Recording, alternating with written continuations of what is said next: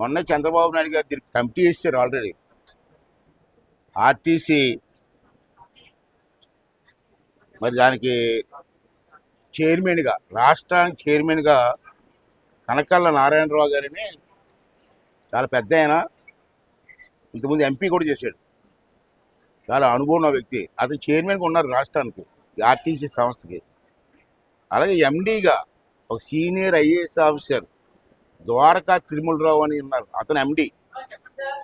వాళ్ళకి కూడా ప్రెస్ ద్వారా మనం చేస్తున్నాను, ఇమీడియట్గా నేను నోట్ పంపిస్తాను, దీని మీద ఇమీడియట్గా యాక్షన్ తీసుకోమని చెప్పి వాళ్ళని కోరుకుంటున్నాను. రెండోది, మన ప్రాంతానికి రీజనల్ చైర్మన్స్ ఉంటారు, ఒక్కొక్క ప్రాంతానికి ఒక చైర్మన్. మన నర్సీపట్నం ప్రాంతానికి అది కూడా దండుదొర గారు అని విజయనగరం జోన్, మన నర్సీపట్నం కూడా విజయనగరం జోన్లోకి వస్తుంది. నేను దొరగారిని అడుగుతున్నాను, మీరు చైర్మన్గా అన్నాను ఏంటంటే ప్రమాణ స్వీకారం చేసి ఒకసారి నర్సీపట్నం వచ్చారా, ఒకసారి అనకాపల్లి వచ్చారా? మీరు ఇంటి చైర్మన్ అంటే దాన్ని తిరగాలి కదా, తిరిగి ఇటువంటి సమస్యలు ఉన్నాయా, ఏం చేయాలని పరిష్కారం చేయాలి కదా. అంటే మీకు మంచి అవకాశం ఇచ్చారు చంద్రబాబు నాయుడు గారు చైర్మన్గా. మీరు నెలకొకసారో 2 నెలలకు ఒకసారో వచ్చి ఇవన్నీ చూస్తే మీకు అర్థమవుతుంది. రాకుండా మీరు ఎక్కడో ఆఫీసులు కూర్చొని పరిపాలన చేస్తే అది కాదు. అది కదా, మన అధికారులు కూడా ఉన్నారు, డిఈ గారు వాళ్ళు ఉన్నారు, మేడం గారు ఉన్నారు, అందరూ ఉన్నారు. అలాగే ఇక్కడ డిపో మేనేజర్ ఎవరు అందరూ ఉన్నారు. వీళ్ళందరికీ మనం చేసేది ఏంటంటే, ఇది పబ్లిక్ ట్రాన్స్పోర్ట్కి సంబంధించిన విషయం. రోజుకి కొన్ని వందల మంది వస్తూ ఉంటారు, పోతూ ఉంటారు.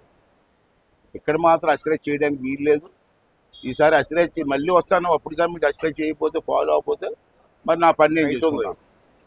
పిచ్చి మొక్కలు అన్నీ ఉన్నాయి, బ్లేడ్ పెట్టి తీసేస్తే గంట పని, బ్లేడ్ పెట్టి తీసేస్తే గంటలు అయిపోద్ది. ఎంత ఖర్చు అవుతుంది? మా 10,000 అవుతుందండి. క్లీన్ చేస్తే ఈ పశువులు నాకు పెట్టుకోవచ్చు కదా. ఇంత రద్దీగా ఈ ఒకదాని మీద ఒకటి పెట్టుకోవాల్సిన అవసరం ఉంది. ఇవన్నీ కూడా ప్లాన్ చేయండి సార్, కూర్చొని మాట్లాడటం కాదు, ప్లాన్ చేస్తే నీట్గా ఉంటుంది, వస్తుంది.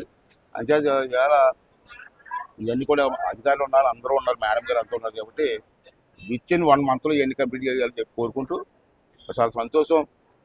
నేను ఎప్పటి నుంచో కాకినాడకి ఒక బస్సు కావాలనుకుంటున్నాను, ఇవాళ ప్రారంభించాం. హైదరాబాద్ కూడా మన చాలామంది ఈ మధ్యనే హైదరాబాద్లో ఉద్యోగాలు చేసుకున్న చాలామంది వస్తున్నారు, పోతున్నారు. ట్రైన్ టికెట్లు దొరకట్లేదు, రిజర్వేషన్ దొరకట్లేదు. వాళ్ళందరికీ ఈ బస్సు చాలా ఉపయోగపడుతుంది.